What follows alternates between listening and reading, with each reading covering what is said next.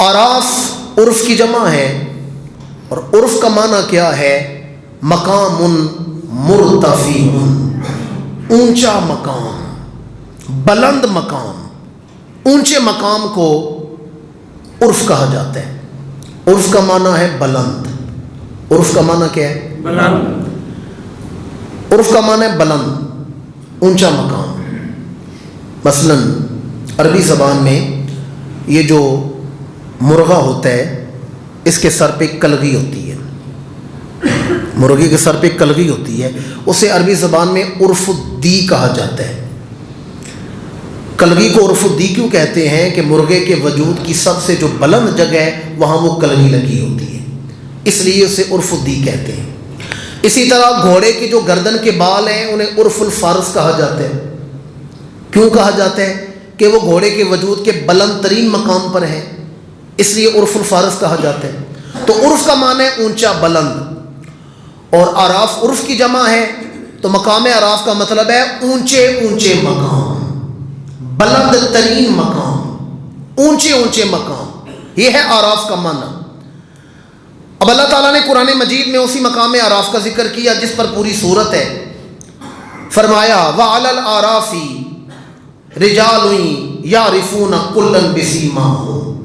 ये तो है मकाम आराफ। आराफ का माना, आराफ किसे कहते हैं? अब आप कहेंगे वो फी नफ्से ही, कौन सी जगह है, कौन सी चीज़ है जिसे मकाम आराफ कहा जाता है?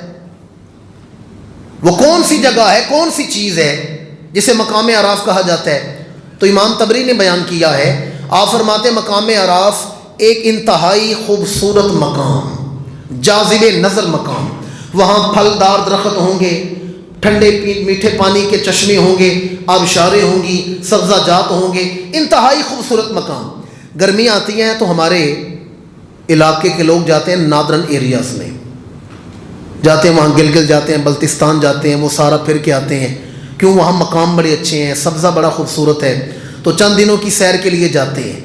बिला तशबीह बिला तमसील मकाम आराफ भी खूबसूरत मकाम होगा, इंतहाई खूबसूरत मकाम, इंतहाई आला मकाम, उसे मकाम आराफ कहते हैं।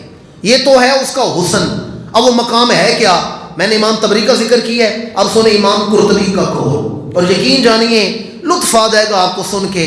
इमाम कुर्तबी का जो कौल आप तक पहुँचाने लगा हूँ। इमाम कुर्तबी फरमाते हैं मदीना मुनव्वरा में एक पहाड़ है जिसे ओहद पहाड़ कहा जाता है। ओहद का तो नाम आपने सुना होगा, ज़ियारत भी की होगी। गुज़िश्ता से पैवस्ता जो जुमा था वो मैंने शुहदाए ओहद पर ही गुफ्तगू की थी। ओहद का पहाड़ जिसके बारे में इमामुल अंबिया ने फरमाया हाज़ा जबलुन युहिब्बुना व नुहिब्बुहु। फरमाया ये पहाड़ हमसे मोहब्बत करता है, हम इस पहाड़ से मोहब्बत करते हैं। ये हमसे मोहब्बत करता है, हम इससे मोहब्बत करते हैं। इसके बारे में हजूर की हदीस है, फरमाया जबलुन मिन जिबालिल जन्ना, ये वो पहाड़ है जो जन्नती पहाड़ों में से एक पहाड़ है। ये जन्नती पहाड़ों में से एक पहाड़ है ओहद। इमामुल अंबिया जब भी ओहद पर जलवा फराज होते थे, ओहद झूमना शुरू कर देता था। उस तरफ मैं जाना नहीं चाहता, हदीस है जब भी हजूर ओहद पर कदम मुबारक रखते थे ओहद झूमना शुरू कर देता था। ओहद हजूर से मोहब्बत करता था। और यकीन जानिए अगले दिन मैंने एक तहकीक पढ़ी है तो मेरा सर खुद ब खुद हजूर की इल्म की अजमत के सामने झुक गया है। अभी 2-3 दिन पहले की बात है, मैंने पढ़ा ओहद पहाड़ से सोने के ज़खायर दरियाफ्त हुए। किसके ज़खायर? सारे ने बोले किसके ज़खायर? सोने के ज़खायर ओहद से दरियाफ्त हुए। अरब की हुकूमत ने वहाँ पाबंदी लगाई है कि अभी वहाँ से सोना नहीं निकाला जाएगा। ओहद पहाड़ से 8 किलोमीटर इसकी लंबाई और मेरा ख्याल है 3.5 किलोमीटर इसकी चौड़ाई है। और अगर इसे सेटेलाइट से देखें तो ओहद पहाड़ का नक्शा लफ्ज़ मोहम्मद की सूरत में नजर आता है। और सोने के ज़खायर, पता है मुझे किस चीज़ ने सर झुकाने में मजबूर की है? मेरे करीम आका का फरमान सुने, फरमाया अगर अल्लाह मुझे ओहद पहाड़ के बराबर सोना देता, मैं सारा सोना अल्लाह की बारगाह में खर्च कर देता। ये इशारा था एक वक्त आएगा इस पहाड़ से सोना दरियाफ्त होगा। आज वहां से सोना निकल रहा है। मेरे करीम ने कब पेश गोई फरमाई थी, अगर अल्लाह मुझे ओहद पहाड़ के बराबर सोना दे मैं वो अल्लाह के रास्ते पे खर्च कर दूं। अब वहां से सोना दरियाफ्त हो चुका है। ओहद मेरा मौजू नहीं है, جو بات میں آپ تک پہنچانا چاہتا ہوں، احد پہاڑ جنتی پہاڑ. احد جب امام الانبیاء جلوہ فراز ہوں تو جومنا شروع کر دیتا تھا. احد حضور سے محبت کرتا ہے. یہ احد پہاڑ کی برکتیں ہیں، عظمت ہے.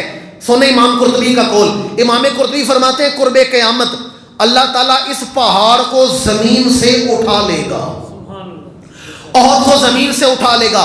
اب وہاں جا کر سر کی آنکھوں سے دیکھیں تو خشک پہاڑ ہے، کوئی سبزہ جات نہیں، کوئی پانی کی آبشاریں نہیں، ایک عام سا پہاڑ نظر آتا ہے. پر میری ملت کے باشعور مسلمانوں، امام قرطبی فرماتے ہیں قرب قیامت اللہ اس پہاڑ کو زمین سے اٹھائے گا، جنت دوزخ کے درمیان رکھا جائے گا، اسے مرصع کیا جائے گا، مصنع کیا جائے گا، پھلدار درخت ہوں گے، آبشاریں ہوں گی، ٹھنڈے میٹھے پانی کے چشمے ہوں گے. قیامت کے دن احد پہاڑ کو ہی مقام آراف میں تبدیل کر دیا جائے گا. یہ احد پہاڑ ہی مقام آراف بنا دیا جائے گا. اس احد کی زیارت ہم اب کر رہے ہیں نا، انشاءاللہ مقام آراف کی شکل میں اسی احد پہاڑ کی زیارت کریں گے. مقام آراف یہی احد پہاڑ بنایا.